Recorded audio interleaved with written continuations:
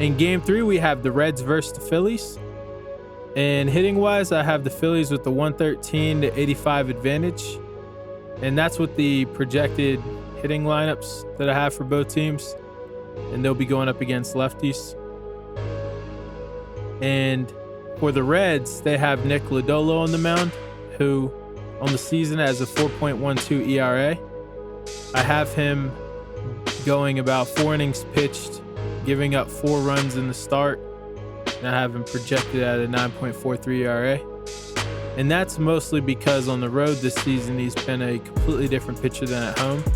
Like at home, and even the last 30 days, he's been pitching, you could say, much better overall, giving up a bit less home runs based on balls. But when he pitches on the road, I mean, an 8 FIP, 2 WHIP, 3 home runs per 9, and a 15% base on ball.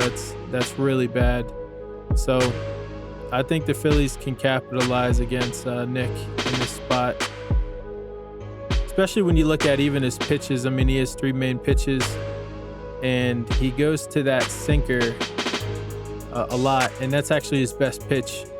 And the Phillies are the 25th best team in the majors against sinkers, so I think he'll try to rely on this pitch more, though it's not an extremely dominant pitch. He only gets 23% whiffs on it, 52% hard hits. So if anything, I could see, and the changeup's his worst pitch, and the Phillies hit changeups really well. Where I see his curveball on the season, though it's about league average, he gets 47% whiffs on it, which is pretty interesting. I think he'll rely on the curveball a little bit more in this start. So overall, I think he struggles. Maybe he gets up a little less. Maybe a projected 3.5 runs or 3 to 4 runs in the start. But I don't think he pitches kind of closer to what he has in the last 30 days, but more on the full, just the away games in general. And when you look at the Phillies, they have Ranger Suarez on the mound, who I have projected at a 3.1 ERA. And on the season, he has a 3.31.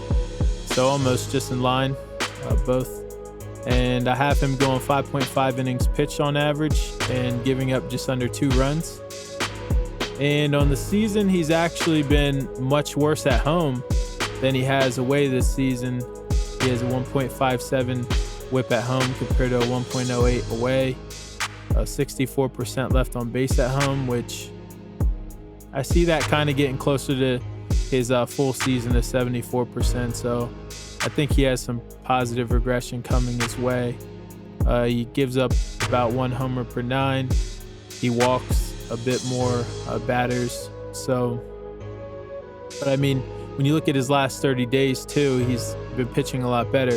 So I think he's in the right form right now. He is under a 1 whip, 0.3 homers per 9. His control has gotten better, 7% based on balls. His FIP's a 2.53. So just overall a solid pitcher. Now, when it comes to the pitches he'll be throwing, he relies on his sinker the most, which is actually his second best pitch. And the Reds are last in the league against sinkers, so you could kind of see him, maybe he throws it over 50% in this actual matchup. And the cutter, it's almost exactly the same thing. The Reds are almost last in the league against cutters, but he only throws it 6% of the time, so it's not a pitch he'll be using a bunch, but I anticipate him using it to strike out some of the batters a bit more like he usually does.